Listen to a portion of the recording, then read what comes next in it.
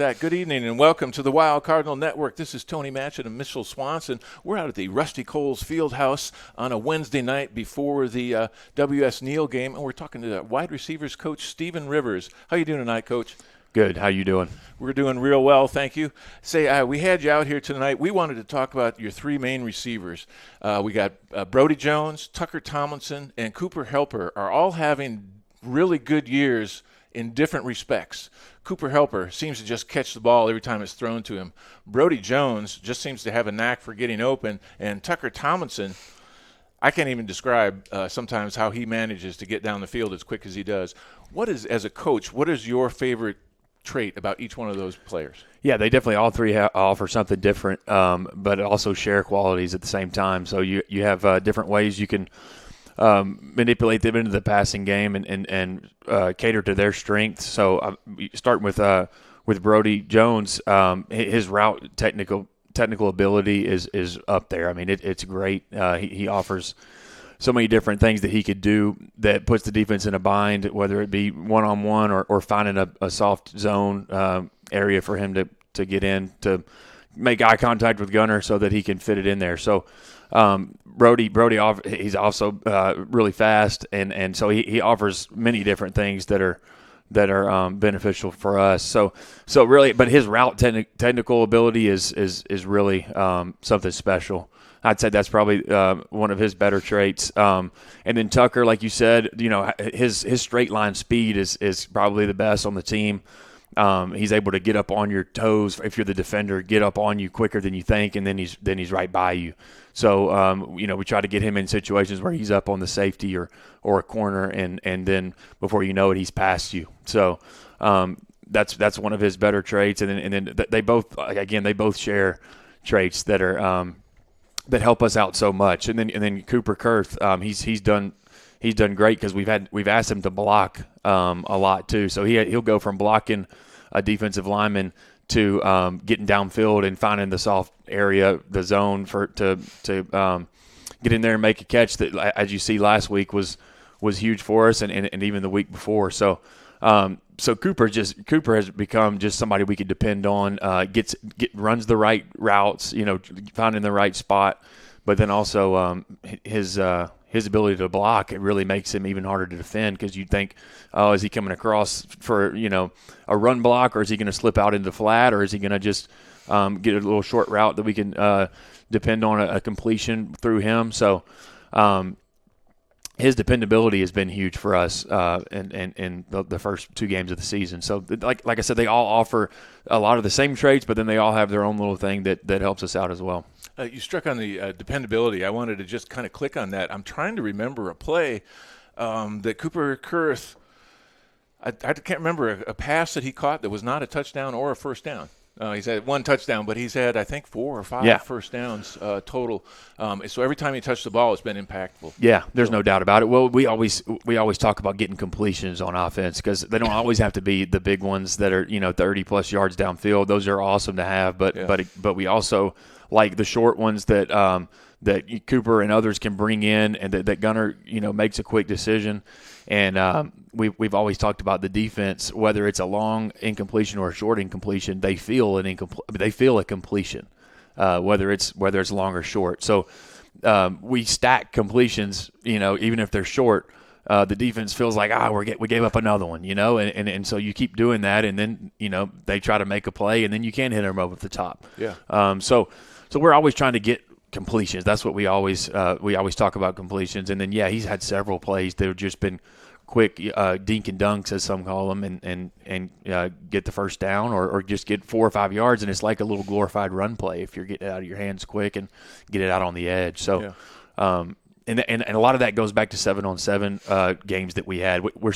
I noticed that a lot of the 7-on-7 things they're starting to show up a little bit.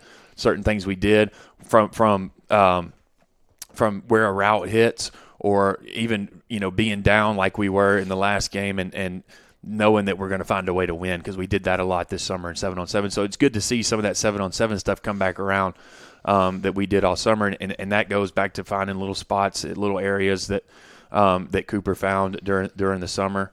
And so stuff's starting to pay off come back around from what we did in the summer. So, and we're looking to continue to climb and get better each game. There's things we can always work on.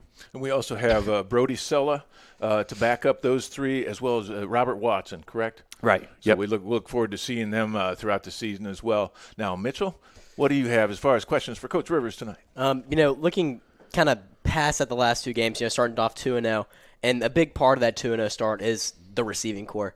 How do you think the receivers have played, and what have you gotten out of the receivers' play? Yeah, I mean, I think we had a good game, both games, but I think there was also things which we're glad to correct things after wins versus if we were to have things we regret with a loss. That's always better to correct those things after wins. But the receivers, I think we've done great so far the first two games. One thing that I really like is the attention to blocking on the outside. I know everybody wants to catch the touchdowns or get catches, but what we always talk about is you can really set the tone on the outside by blocking, and then the more you block outside, it's funny how it works sometimes. The more aggressive and more you block outside, then you find the ball coming your way in the passing game after that. So, we're trying to embrace a lineman's mindset on the run plays to where we go out there and do our job, because you never know when that run play is going to pop out to your side and you make the block that can propel the runner even further downfield. So we did that very well from what I saw the first two games, and then made plays when we had to, making catches, and I really thought that the Jamboree game kind of woke us up a little bit to like, hey, we gotta make sure that when we get into a game, we don't let that change us, because a lot of people will practice something for as long as we did this summer, and then you get into a game format and it makes you hurry things up, it makes your routes shorter, or it makes you just speed up your whole process. And so that kind of, I think, made us get into a groove to where we're going to really focus on what we have practiced for the whole summer. And we were able to do that coming out of the Jamboree into the first two games. And when there was plays to be made, we did. So pleased with the first 2 weeks. But like I said, the good thing is I think that we know that there's room to improve, and none of us, offense, defense, position groups, I think none of us have had the game that we want to have yet. And so we want to constantly build up to where we're peaking at the right time, and we're going to all click together. We hope we do that this week in our game this Friday, to where both sides click. Receivers have their best game, quarterback line. We want to gel and continue to go in that direction. And kind of moving to region play. First game is at WS Neal, first region game. How do you think the receivers will kind of go into region play with what mindset with the next few weeks to come? Yeah, I think region play, we all know that the first two games don't really count as far as the playoff picture goes, unless there's a few other things that come into play. So region's where it's at for us, and knowing that we got to stack wins and to be where we want to be. I think the receiver group is going to keep doing what we've been doing, but also we want to keep climbing, like I've mentioned already before, that we want to really press and get down to what we practiced this summer and keep that going, and again, not let the game change us, and be ready to make plays when we're asked to make the plays, whether that be a big block on the outside or a big catch. We talk about it. Mm-hmm. We want to catch everything that's in our vicinity. So we're hoping to do that, and I expect the receivers will do that at end of region play. And kind of going to one final question here. The music picks. Yeah. You have some music picks out in the stadium. How do you think that helps the team out? Do you think it makes them better, makes them worse? I do. I actually think that things like that can play into how somebody feels. Now, of course, when the ball is kicked off, for the most part, it's going to come down to what we've done prior and preparation and that sort of thing. But no, I mean, you never know what a music choice might do for an individual in a moment, whether it be a third down or a kickoff return or kickoff coverage. You never know; it might strike somebody, and send a little rush of energy to make them go make the play. But when it comes down to it, there's going to be plenty of stadiums and plenty of places that don't play any music, and that's not, of course, what we're counting on. But you never know. I've been in some situations where the right song played at the right moment may spark the crowd, spark the guy, or spark the team to really push for something in that moment. But like I said, when it comes down to it, what have we done during the week? What have we built and stacked throughout the summer? I think that's ultimately what's going to pay off. But you never know. Yes, sir.